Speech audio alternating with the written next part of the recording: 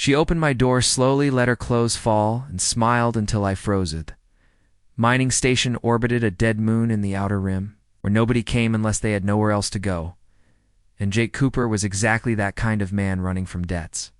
Running from mistakes, running from everything that made Earth feel like a cage around.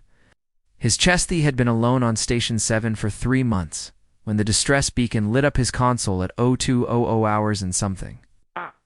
In his gut told him to ignore it, but Jake had never been good at listening to his gut's. Ship that drifted into his docking bay was unlike anything in the Federation. Database all smooth curves and metal that seemed to shift colors under the station lights like oil. On water, and when the airlock opened, she stepped out. Their name was Zara. At least that was the closest human sound to what she called herself. And she was tall, so tall that Jake had to tilt his head back to meet her eyes, which were violet and had no whites, just deep, endless violet that seemed to pull at something inside him. Need shelter, she said, and her voice was like music played on instruments that didn't exist yet, rich and layered. With harmonics that made his bones vibrate. Jake should have said no, should have followed protocol, should have called the Federation.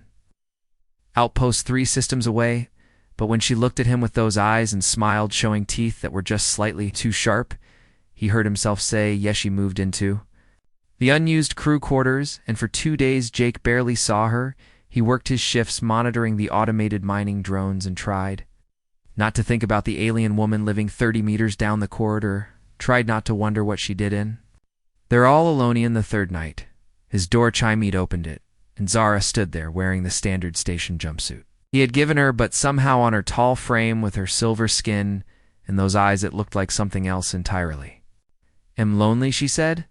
Simply Jake stepped aside and let her in, because he was lonely too, had been lonely since the day he left Earth, and maybe before that. They talked, and she told him about her people, the Valine, who traveled between stars before.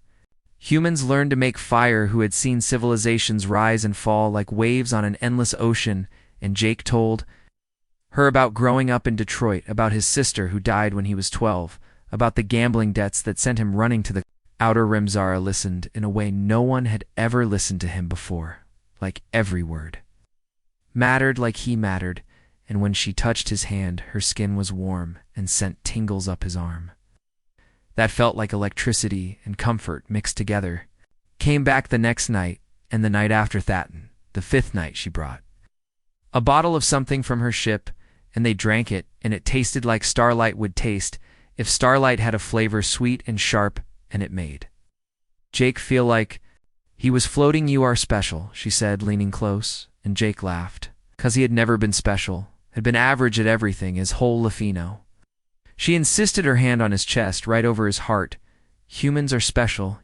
You endure, you survive, you hope, even when hope is foolish, and that is beautiful. Jake looked into those violet eyes and felt something shift inside him, something that had been closed for a very long time.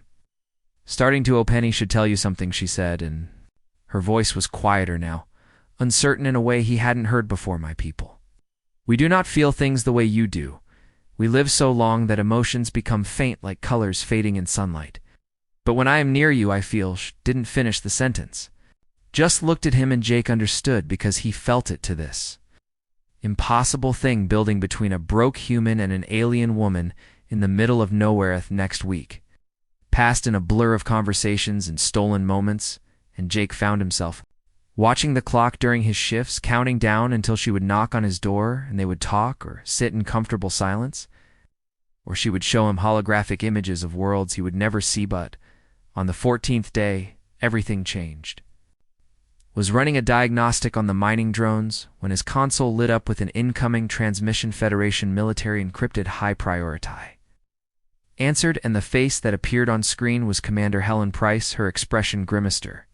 Cooper, we have reason to believe you are harboring a fugitive. Ake felt his stomach drop. Fugitive 8 Valine. Female, goes by many names, she said, pulling up an image of Zara. Her people are in open conflict with the Federation. She is wanted for theft of classified technology and possible espionage. It's impossible, Jake said, but even as he said it, doubt crept in. You need to detain her immediately. Price continued. We are sending a ship. It will arrive in 48 hours. Transmission cut out. Jake Sat in the silence of the control room, his mind racing. Zara had never mentioned any conflict, had never seemed dangerous, had never been anything but gentle and honest, or had. Shay found her in the observation deck, staring out at the Stars Federation. Called, he said. Zara didn't turn around. I know didn't you tell? Mesh was quiet for a long moment when she finally spoke. Her voice was tired. Would you have let me stay? If you knew, he don't know. She turned to face him, and for the first time since she arrived, he saw fear in those violet eyes. Real fear, me people, and yours are at war, she said. A war that started over a misunderstanding that grew into hatred we tried to share. Technology to help humanity advance faster, but your leaders thought we were trying to control you, and maybe some of my people were, and it all fell apart. What? Did you steal information? She said, plans that could end the war or start a worse one depending on who uses the Mond. You came here, why? Because I thought if I could disappear for a while until things calmed down. She laughed bitterly. But there is no disappearing, not really. They will always find. You, Jake, should have been angry, should have felt betrayed, but all he felt was tired. What happens when they get her? They will take me, she said, and they will probably arrest you for helping. May didn't know that. Will not matter to Themthi.